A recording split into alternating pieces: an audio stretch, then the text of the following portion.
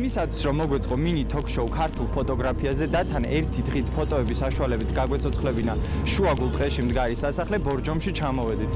ლიბანის სასახლე, რომელიც აქედან 25 კილომეტრშია, რაღაცით დისნეის მუდმივებს გაგახსენებთ. იქამდე მე და რამდენიმე ფოტოგრაფი კი მატარებლით მივალთ. წავედით.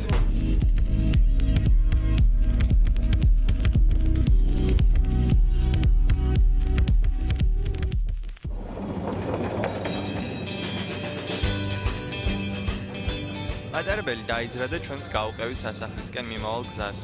მე მანქანამ გითხრა რომ დაახლოებით საათი ნახევარში ვიქნებოდით ლიბანის სადგურზე. ფოტოგრაფიაზე საუბრისთვისაც ეს დრო გქონდა.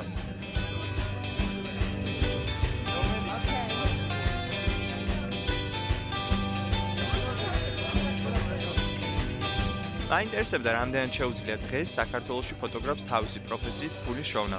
საუბარიც ამით დავიწყეთ. არა მარტო საქართველოში, არამედ მთელ მსოფლიოში ძალიან გაჭირდა, ასე ვთქვათ, დასაქმება ფოტოგრაფების, იმიტომ რომ უბრალოდ არავინ არ აფინანსებს მათ. საქართველოში ეს მდგომარეობა ბევრად უფრო უარესია, იმიტომ რომ სიტყვაზე როცა იღებ რაღაც სარეკლამო შეკვეთას, ძალიან ცოტას გიხთიან. ძირითადად კომერციული ფოტოგრაფია ყვავობს თუ შეიძლება ეგრეთ ყვავის თუ შეიძლება რომ ვთქვათ, იმიტომ რომ იმისთვის რომ შენ საკუთარი ინტერესით გახვიდე და გადაიღო რაღაცა შეიძლება შენი ფინანსები დახარჯო მაგაში რაღაც, მაგრამ რეალურად ფოტოგრაფიით რო იცხოვრო, მაშინ შეკვეთაში უნდა გიხდინენ უფრო მეტს, ანუ 300-400 ლარი არის საკმარისი იმისთვის, რომ ვთქვათ, თვეში 1-3 ან 2 შეკვეთა გეყოს იმისთვის, რომ მე შენ პროექტებზე ცალკე იმუშაო. და რამდენად კარგია რომ ძირითადად მუშაობთ კომერციულ დაკვეთებზე და ვთქვათ ის რაც თქვენ გინდათ, ესეთ შეკვეთები ნაკლებად გაქვთ. კომერციული ფოტოგრაფიის კეთება მე 100% შემიძლია თქვა რომ მხოლოდ ფინანსებზე არის რა და ესეთი მიზეზი რომ მე ვაკეთებ კომერციულ ფოტოგრაფიას არის ის რომ მე ვიშოვ ფული. მე რასაც ვაკეთებ იმის რაც ჩემს მოუწევს მასაც ვაკეთებ. მაგის ფულის შოვნა შეიძლება როგორც მხატვარი შოვოს პრინტების გაყიდვით, გამოფენების გაკეთებით. მაგრამ თბილისში ნაკლებად არის მაგაზე ინტერესი. უფრო ინდუსტრიული მიდგომა არის ფოტოგრაფიაზე და ინდუსტრიული ფოტოგრაფია უნდა აკეთო რომ ფული იშოვო. თუმცა გარდა იმისა, რომ დაკვეთები კომერციულია და თან დაბალანაზღაურებადი, ისეთი რომ როგორც ლევანმა თქვა, ფოტოგრაფს თავისი პროექტების დაფინანსებაც არ შეუძლია, პრობლემა სხვა რამეშიცაა. აბსოლუტურად ნებისმიერი ადამიანისთვის, ვისაც თუნდაც ტელეფონი აქვს, ფოტოაპარატიანი, ხელმისაწვდომია მისთვის რომ გადაიღოს ფოტო. ეს ფოტო მე ინტერნეტით, სოციალურ ქსელებით იმდენად მარტივად ვრცელდება. რო ყოველთვის ხელმისაწვდომს სიტყვაზე რაღაც თუ მოხდა, ეხლა ჩვენსაც ვხედავთ გადატრიალდა რაღაცა, ეს კუკუში რაღაცა მოხდა, აი საკმარისია რომ ვიღაცამ გადაიღოს ტელეფონით ფოტოები და ეს ფოტოები მე რომელიმე გაზეთმა, ინტერნეტ გაზეთმა, ჟურნალმა დაბეჭდოს. რეალურად რომ დაიქირავენ პროფესიონალი ფოტოგრაფი, გასაგებად უკეთესია, იმიტომ რომ ვებსაიტზე უნდა დადება და რაღაცა უფრო გაისურათები გამოდის რა, ძალიან მარტივად რო ვთქვათ რა და აი ეს ამას როცა გაიაზრებენ, უფრო კარგი კლიმატი იქნება ჩვენთვის.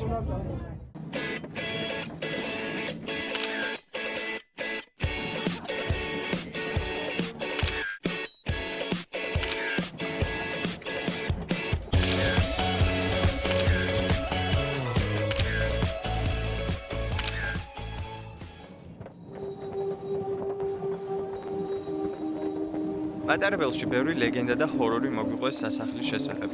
თურმე მთელ ხეობაში ყველაზე დიდი ნაძვები აქ იზრდებოდა, მაგრამ მოჭრას ვერავინ ბედავდა, რადგან ყველა მცდელობა უბედური შემთხვევით სრულდებოდა. თუმცა ამ ამბებისთვის დიდი ყურადღება არ მიგვიქცევია. სასახლის გამოჩენისას კი საერთოდ დაგვავიწყდა.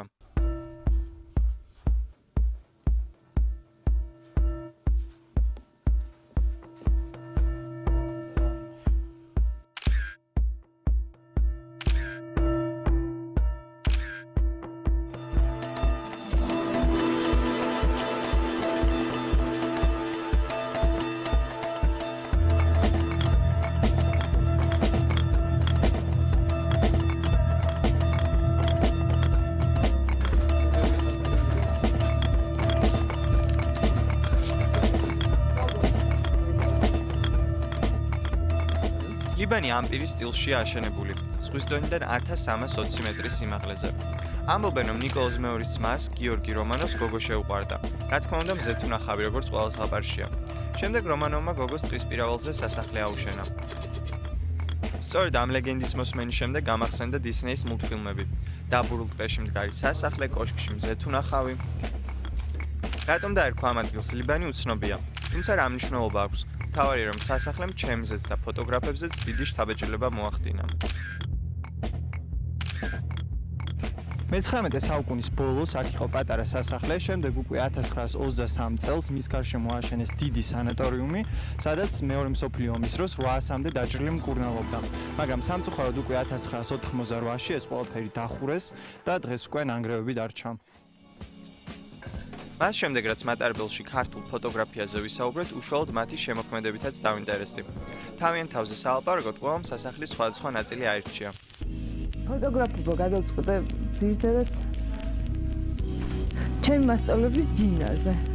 ერთი უჩა ურუშაძე, რომელიც არის ახლა ჩემი მეგობარი და მაგარი მითხრა, რა იცი როგორ რაღაცა კოლეჯში ვსწავლობდი, სადაც ფოტოს ვსწავლობდით. ნუ სავალდებულო იყო რომ გაგვეულო და რაღაც ფოტოს ვიღებდი.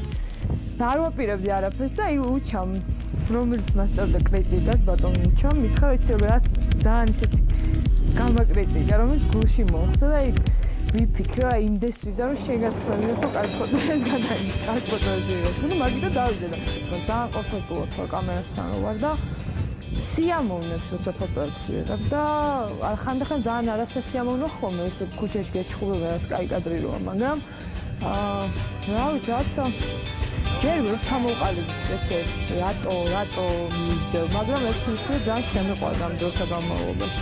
რა 15-14 წლის ვიყავი ალბათ და როცა უკვე იმას ისასაკი არის რომ სახლიდან გადიხარ და ცოტა დამოუკიდებლად გადიხარ იწყებს სიარულს და ნაბიჯების გადადგმას.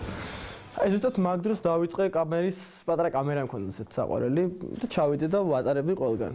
და პირველი ესეთი გადაღება რასაც ქვია რომ იყო ეს იყო მახსოვს ანაბეშტი იღებდა მონაწილეობას უნარი ანაბეშტი გოგოების ფეხბურთის ტურნირში რა ცოტა პროტესტები მქონდა რაღაც ქართულ ამბებთან რა და ისეთ რაღაც გადამიღა რასაც ინტერნეტში რომ ნახულობდი ქართულ ფოტოგრაფებს იმისგან ბევრად განსხვავებული ყოფილიყო რა მაგრამ მე არ ვარ ფოტოგრაფი მე ვარ ფირის ფოტოგრაფიის ენთუზიასტი ესე ვეძახი ჩემთან არის ფოტოგრაფია რა ფოტო მოყვარულიც არ მიყვარს ეს სიტყვა ჩემ მინოლტაცი დავიწყე ფოტოების გადაღება მე აღმოჩინე ვებგვერდი სადაც სტვირთავდი ჩემს სურათს ავტვირთ 1-2 სურათი და რაღაც კომენტარები მოვიდა ფიდბექი როგორც ამბობენ და ასე შემდეგ და მაქიდან უფრო და უფრო მეტის გადაღების სტიმული გამიჩნდა და რა ვიცი ჩემთვის ყველაზე საინტერესო გადასაღები არის ადამიანი and ადამიანი რომელსაც არის რომ უღებ იმიტომ რომ ძალაუნებლიეთ რომ პოზას რო არ იღებდეს რაღაც მაინც იგზნობა რომ ხედავს და ვერ იქცევა ისე როგორც მოიქცეოდა რომ არ უყურებდე. ხო, და ამიტომ სპონტანური პორტრეტები მიყვარს ყველაზე მეტად. ამ ტრიპიდან დამამახსოვრდება მატარებელი, რომელიც მაღალ ნაძვებში მიიკვლევს გზას. კიდევ გაცრეცილი ფრესკები, ჩუქურთმები და ძველი სვეტები, მაგრამ ყველაზე მეტად ადამიანები, რომლებიც ერთ დღეს შეიკრიბნენ. ფოტოაპარატები აიღეს და გააცოცხლეს დიდ, დაბურულ ტყეში მდგარი სასახლე.